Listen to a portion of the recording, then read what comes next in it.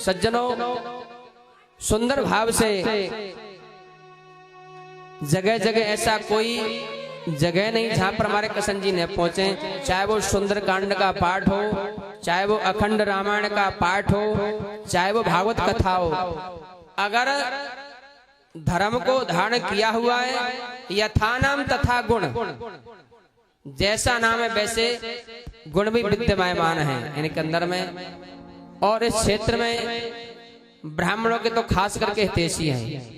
एक बार आप फोन करें, सूचना करें, तत्पर जो आपके यहाँ पर कोई काम नहीं हो पा रहा हो, चाहे वो गलियों का हो, चाहे वो लाइट से संबंधित हो, या और भी कोई समस्या हो, तो आप इनके पास जाएं और समस्या का समाधान तुरंत पाएं। और कोई तो टहलाएगा, हाँ जी कल परसों आना, पर यहाँ ऐसा नहीं, उसी समय फोन होगा और आपका काम हो जाएगा। तो दो शब्द हमारे बीच में हमारे कृष्ण गहलोत जी। बोलो श्री बाके बिहारी लाल की, श्री नंद गोपाल की, राधे रानी की, श्री पुरुषोत्तम जी महाराज की। बहुत ही सुंदर शब्दों में और बहुत अच्छे विचारों के साथ आदरणीय पुरुषोत्तम जी महाराज हमारे बीच में श्रीमद् भागवत कथा का संचालन कर रहे हैं। उनके श्रीमुख द्वारा श्रीमद् भागवत कथा कही जा रही है। मैं अपनी तरफ से भी और मेरे साथ आए हमारे भारतीय जनता पार्टी के बहुत ही कर्मठ और जुझारू नेता भाई मदन जी, भाई यशवीर सिंह जी, भाई संजय उपनेजा जी, भाई कमल सोंधी जी और हमारी बहन नीरा पांडे जी, तो हमेशा चाहे समाज का काम हो, धर्म का काम हो, हमेशा लगी रहती है। हम सब मिलकर आपका अभिनंदन करते हैं, स्वागत करते हैं आचार्य महाराज जी। और हम आपका आभार भी इसलिए करते हैं कि इस क्षेत्र में आपके द्वारा कही गई श्रीमद् भागवत कथा और उसके बाद जब आप यज्ञ करेंगे तो जो भी नेगेटिव एनर्जी हमारे इस क्षेत्र में है, निश्चित तौर पर विश्वास है पूरा कि आपकी कथा के बाद, आपके हवन करने के बाद नेगेटिव एनर्जी खत्म होकर सब पॉजिटिव एनर्जी हमारे इस क्षेत्र में फैलेगी।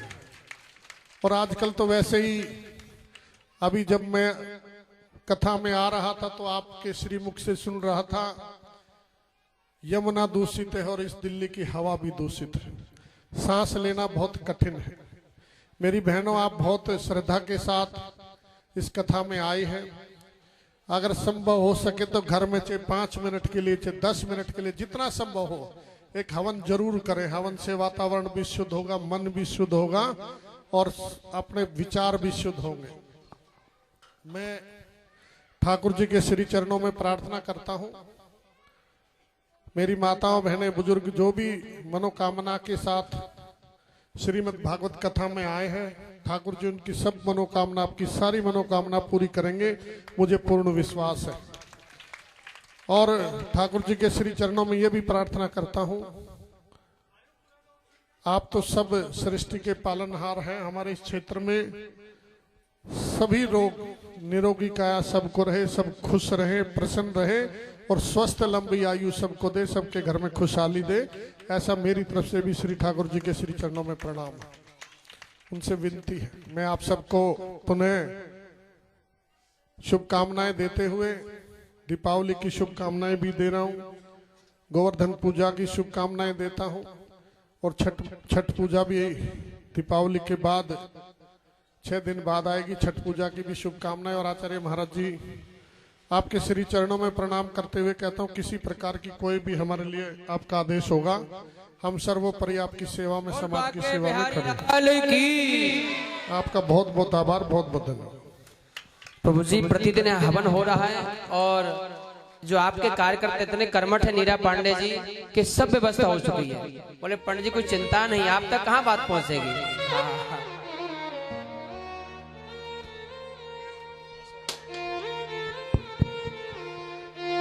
इसमें कोई संदेह नहीं कि मीरा बहन जी और उनकी सारी टीम हमेशा अग्रणी रहती है। बहन कंचन शर्मा जी भी यहाँ बैठी हैं, सारी बहनें बैठी, सब एक से एक बढ़कर मेहनती और समाज सेवी हैं। आज प्रभु जी इतना हौसला बढ़ाया कि महाराज कोई कमी न रह जाए। बोले कैमरे वाला बुलाइए, सब बुलवा दिए उन्होंने। बोले सब अच्छा होना चाहिए। और हवन रोज हो रहा है, यहाँ पर रोज हवन हो रहा है, रोज अभिषेक हो रहा है। एक दिन मैं भी आऊंगा हवन में, दिन निकाल। सुबह 10 बजे हवन होता है प्रतिदिन, लड्डू गोपाल का अभिषेक और हवन सुबह रोज हो रहा है। और जो भी हमारे लायक होगा आप बेझिझक हमारी बहनें बैठी बता सकते हैं। एक छोटी सी शुरुआत आपके आशीर्वाद से हम करने की सोच रहे हैं। ठाकुर जी की कृपा रही, उनका आशीर्वाद मिला तो हम नए साल से 1 तारीख से प्रत्येक महीने एक बस वृंदावन भेजेंगे अपनी तरफ से। जो भी बहनें उसमें जाना चाहती होगी, हमारी नीरा बहन जी, कंचन बहन जी, हम एक कार्यालय सा बना लेंगे, एक सिस्टम बनाएंगे अभी दीपावली के बाद। तो आपको निःशुल्क हम ठाकुर जी के धाम यात्रा करने का सोच हमारी है। तो बाकी तो मर्जी उनकी है। महीने में एक बस, जैसे एक विचार मन में है कि एक बार हरिद्वार चली जाए, एक बार अगले महीने ठाकुर जी के यहाँ जाके फिर बालाजी चली जाए, फिर खाटू श्याम जी चली जाए। ऐसे 4 बसें ऐसे अलग अलग करके भेजेंगे। और प्रत्येक मंगलवार को हम उसमें आपका भी समय और आपका आशीर्वाद जो भी आप दे पाए, हनुमान चालीसा एक प्रत्येक कॉलोनी में 1 घंटे के लिए बहुत जरूरी करने का सोच रहे हैं। अपने सब साथियों के साथ मिलकर के प्रत्येक मंगलवार 1 सप्ताह में 1 बार 1 घंटे का कार्यक्रम हम भगवान के श्री चरणों में रखेंगे। तो आप सब, हम सब मिलकर, परिवार के लोग परिवार की तरह कॉलोनी वासी मिलकर वो भी कार्यक्रम करेंगे। एक बार इसकी रूपरेखा बना करके फिर जो भी हमारी माता बहन जो बुजुर्ग जाना चाहता हूं, हम उनकी सेवा के लिए प्रयास करें कि हम उनकी कुछ न कुछ सेवा कर सकें। बहुत बहुत आपका आभार, बहुत बहुत धन्यवाद। भोले बाके बिहारी लाल की जय। और सब